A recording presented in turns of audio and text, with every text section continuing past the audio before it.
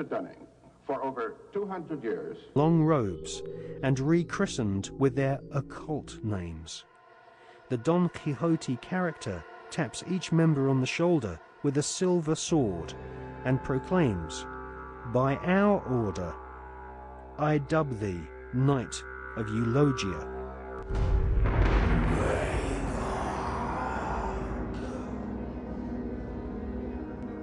We can exclusively reveal that George Bush Sr.'s occult name is Magog, which is the name of the evil army commanded by Satan to visit Earth and destroy the kingdom of Christ.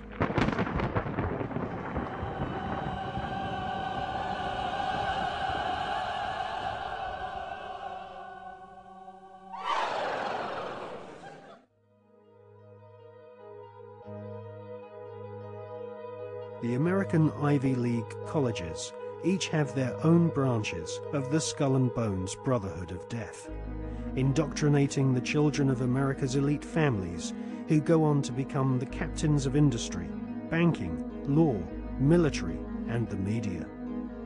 The epicenter of this elite cabal is Yale University. The last 3 presidents attended Yale, as did the terrorist expert Paul Bremer III, who governs Iraq for the Bush-Cheney Skull and Bones elite. Members of the Anglo-American Illuminati network also share the same philosophy. They believe in a single, all-powerful superstate, which is governed by a single world leader. If the Illuminati were successful, and their dream would come true, it would be a virtual hell on earth. That is what the New World Order is all about. It's a living hell. It's Orwell's worst dream and nightmare.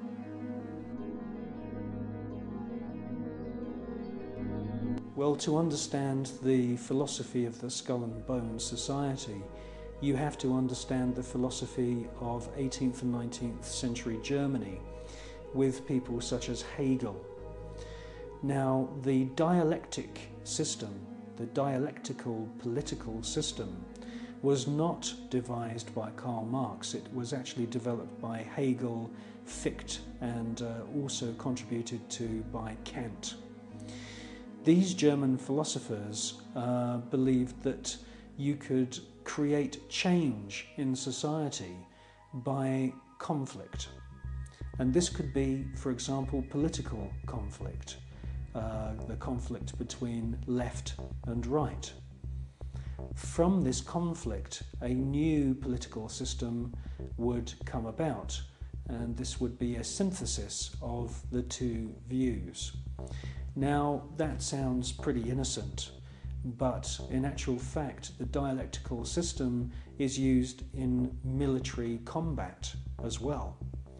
And Hegel's plan, which is being actually carried out right now, is to create conflict, to create wars.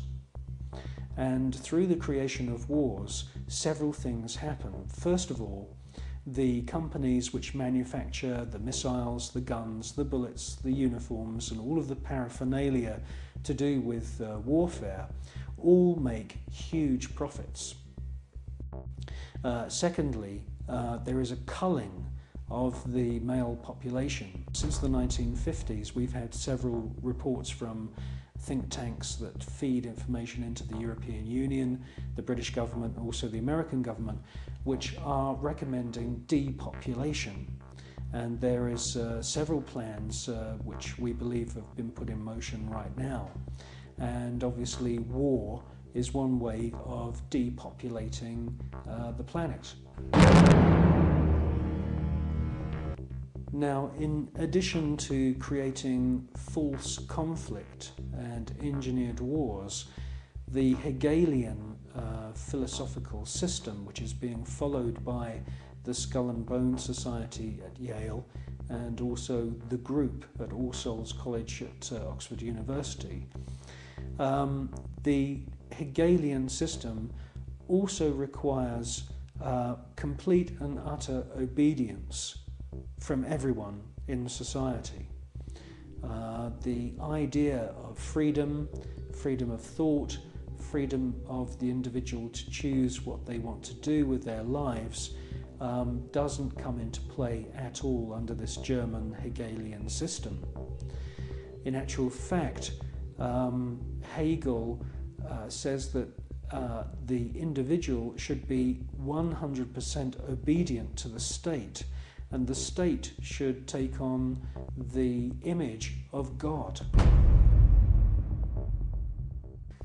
Now, in the Hegelian system, the state is all-powerful, so we should ask ourselves, what is the state? Well, the state is the elite.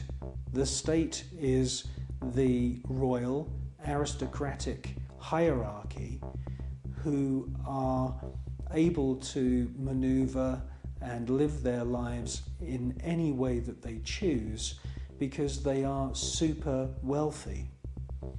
Now, let's just talk about super wealth and super wealthy people. I can tell you now, after meeting quite a few of them, that they are very, very different to you or me. When I'm talking about super wealth, I am not talking about Puff Daddy who has allegedly 3 Bentleys. I'm talking about super wealth, family wealth, which was in the millions back in the 19th century. Now, when we look at this hierarchy of aristocrats and royal families around the world, we can see that they are the state.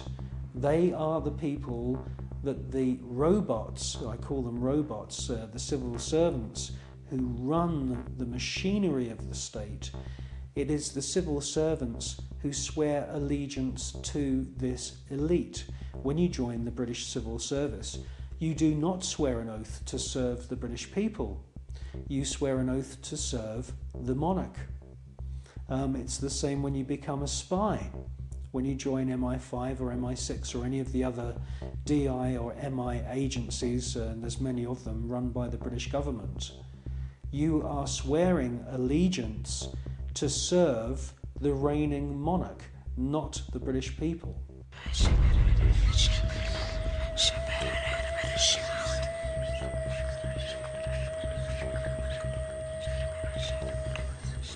While the American people sing the Star-Spangled Banner, the most powerful people in the USA and Europe salute the ancient symbol of the Brotherhood of Death.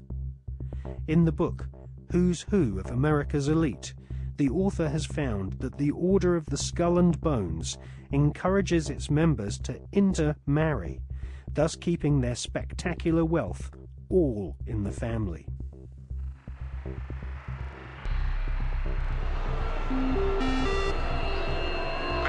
Good evening. Today, our fellow citizens, our way of life, our very freedom came under attack. America was targeted for attack because we're the brightest beacon for evil and the very worst of human nature. I've directed the full resources of our intelligence and law enforcement communities to find those who want peace and security in the world and to bring them to justice. We will make no distinction between the terrorists who committed these acts and the victims of the American economy. Our military is evil, and it's prepared. Our country is evil, deliberate and deadly evil. All that is evil, comforted by evil, and no one will keep that evil from shining. And on behalf of the American power greater than any of us, I thank the many world leaders who have called to offer their financial institutions and assistance. America and our terrorist friends and allies join with all those who want despicable chaos and terrible evil. And we stand together to win the war against all that is good and just. None of us will ever find those responsible. Thank you. Good night.